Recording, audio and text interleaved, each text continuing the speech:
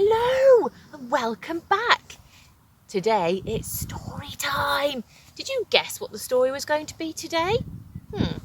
There was a worry worm, some worries, and a little girl called Ruby and her friend. Do you think they guessed worry worm? He said yes. He's sure you guessed. Here we go. Did you guess? Today's story is Ruby's worry. Have you got this book at home? Maybe you have. If you haven't, you can hear it today. Okay, I'm going to read the back of the book today called The Blurb, so I can get an idea of what the story's about. Let's read it together. Ruby had always been happy, perfectly happy, until one day she discovered a worry. Have you ever discovered a worry? Have you ever had a worry? Do you know what a worry is? Lots of questions to think about. Okay, I'm going to start reading the story now.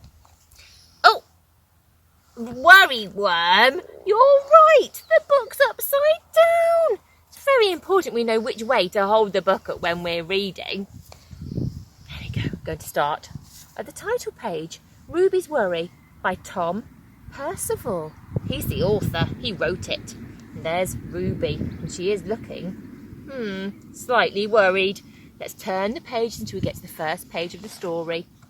How many pages do I turn at once? 100? No, I might miss bits of the story.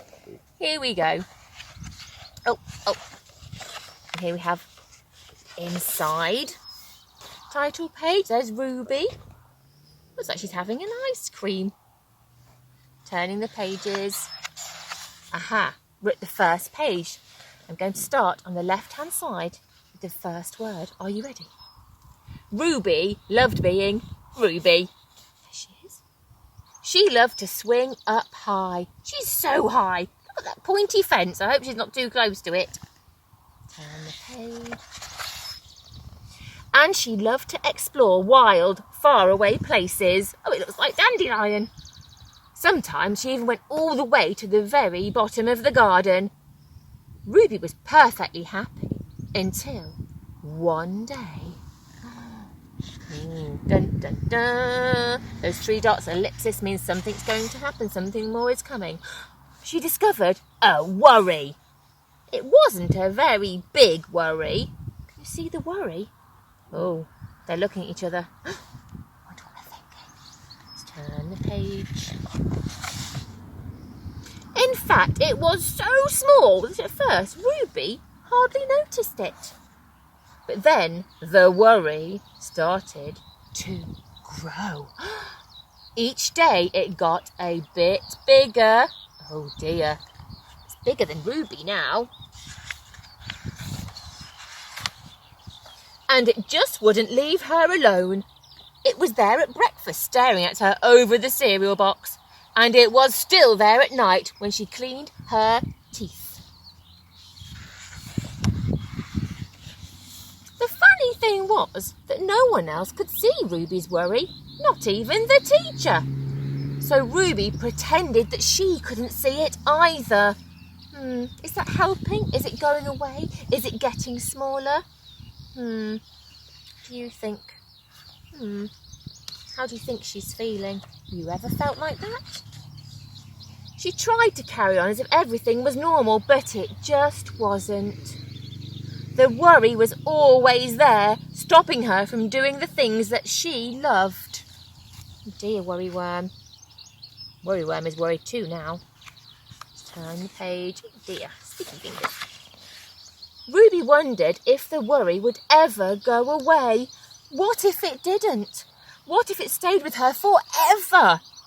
Ruby didn't realise, but she was doing the worst thing you can do with a worry. She was worrying about it. She's worrying about the worry. Oh dear, what a pickle. Now the worry was enormous.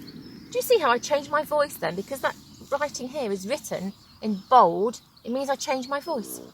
Now the worry was enormous. It could hardly fit in the kitchen at tea time, and it filled up half of the school bus. And it took up whole rows at the cinema. The worry became the only thing that Ruby could think about, and it seemed like she would never feel happy again. What can she do, children? What would you do? Then, one day, something unexpected happened. Oh, what's happening? Ruby noticed a boy sitting alone at the park. He looked how she felt.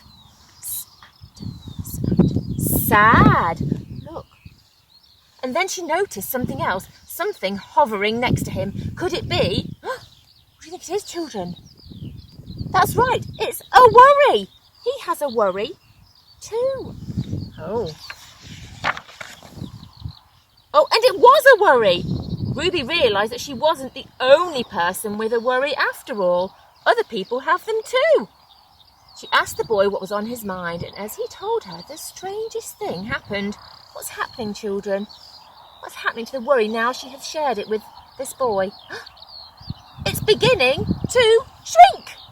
Oh, so if his worry is shrinking, what could happen to Ruby's? Then Ruby did the best thing you can do ever if you have a worry, and she talked about it. As the words tumbled out, Ruby's worry began to shrink until it was barely there at all. And soon, both of their worries were gone. Bing, gone. Getting smaller and smaller until it finally disappears. Finally, Ruby felt like herself again. Of course, that wasn't the last time that she ever had a worry. Everyone gets them from time to time, even grown-ups. But now that she knew how to get rid of them, they never hung around for long. I wonder if you're worried about anything at the moment. You could talk to a grown-up, you could talk to a brother or sister or a pet, or maybe you have a little worry worm that you can share your worries with. Remember that when we share our worries, that makes us feel better. Look forward to seeing you next time. Bye!